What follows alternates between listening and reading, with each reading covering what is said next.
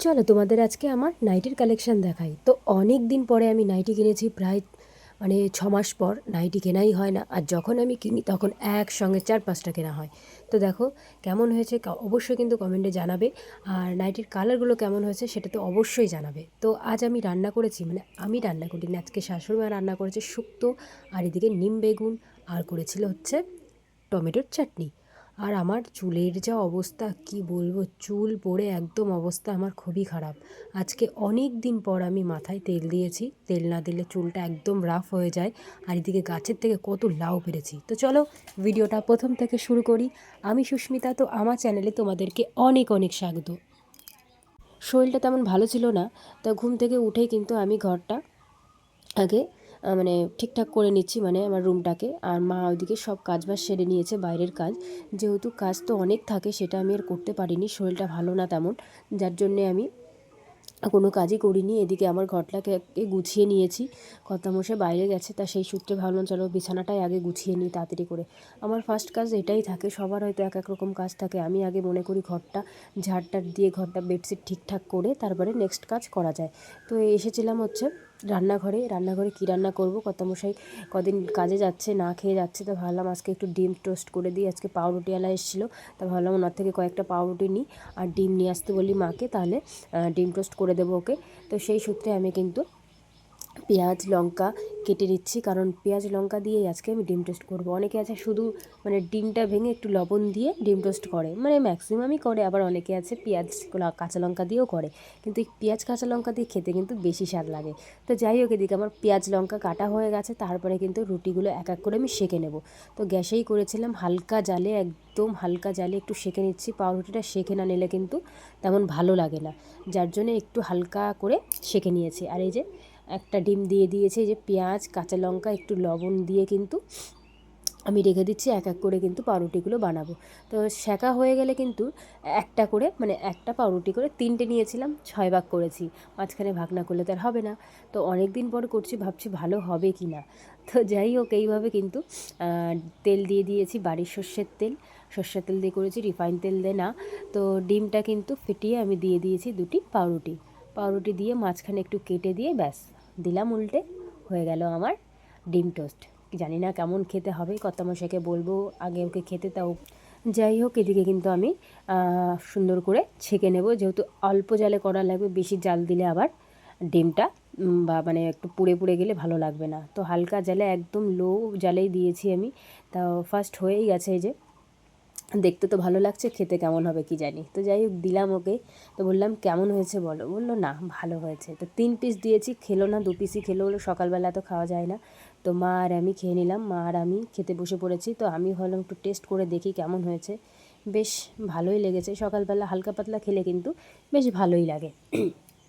মাঝে মধ্যে তো সকালবেলা এসব খাওয়াই হয় না, তো ভাত টাত খাওয়া হয়। তো ভাবলাম আজকে এটাই করি, সবসময় একভাবে ওই ভাত ভালো লাগে না খেতে।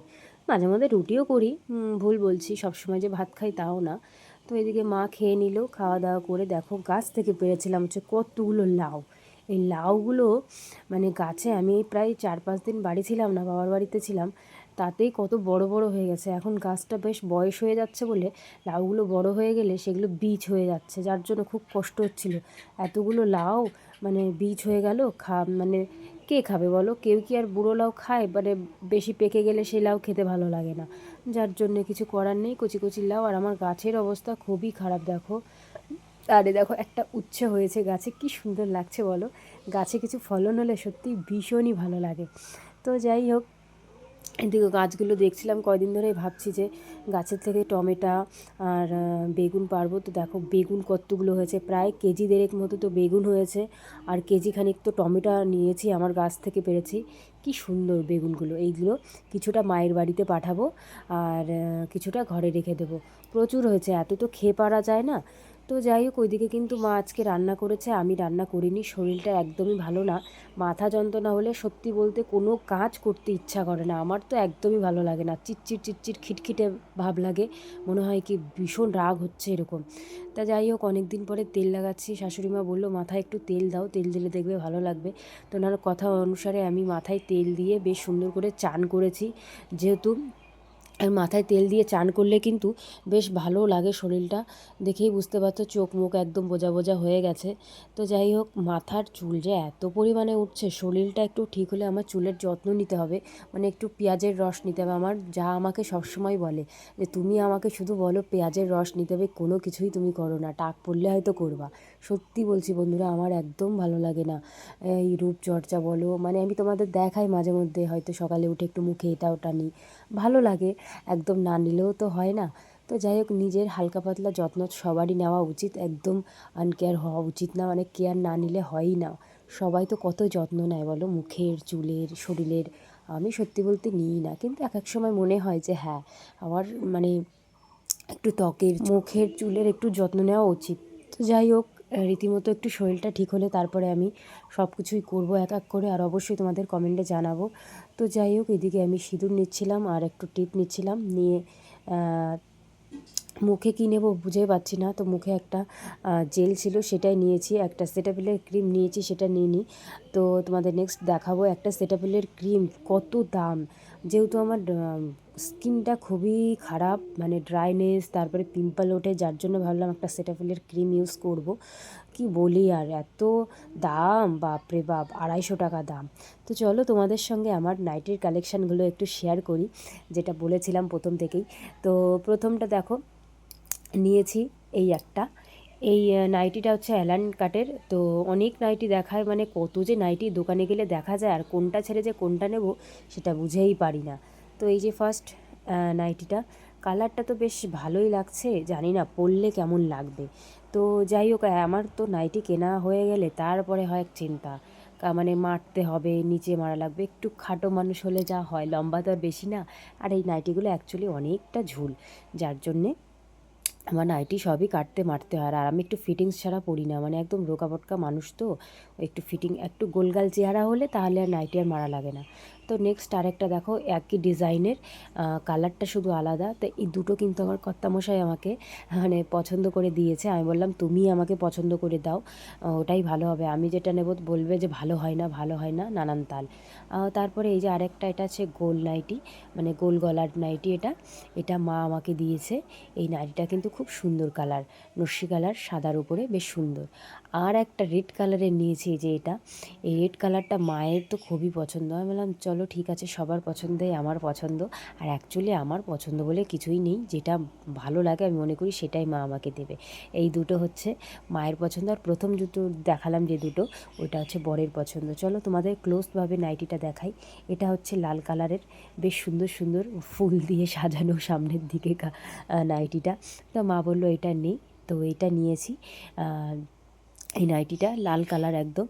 তো যাই হোক, এদিকে নাইটির তো আমার কাটা লাগবে একদম, এত বড় নাইটি কী আর বলবো। নেক্সট আরেকটা নাইটি, যেটা গোল গলার, এটা হচ্ছে নস্যি কালার, নস্যির উপর সাদা কালার। এই প্রিন্টটা বেশ ইউনিক টাইপের দেখলাম, তো মনে করলাম এটাই নিই।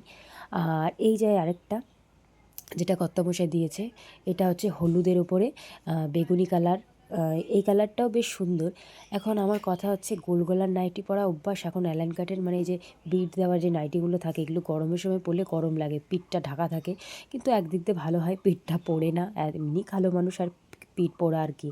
তো যাই হোক, এদিকে নাইটি তো তোমাদের কালেকশন দেখালাম। তারপরে আমরা দুপুরবেলা, মা, আমি আর কর্তামশাই কাজের থেকে আসার পরে খেতে বসে পড়েছি। আজকে মা রান্না করেছে শুক্তো, একদম দেখতে পাচ্ছ কী সুন্দর কালার হয়েছে। এদিকে ভাত, আর এদিকে নিম বেগুন ছিল, আর এই যে হচ্ছে আমাদের গাছের টমেটোর চাটনি, একদম সিম্পল, মুখে তো একদমই স্বাদ নেই।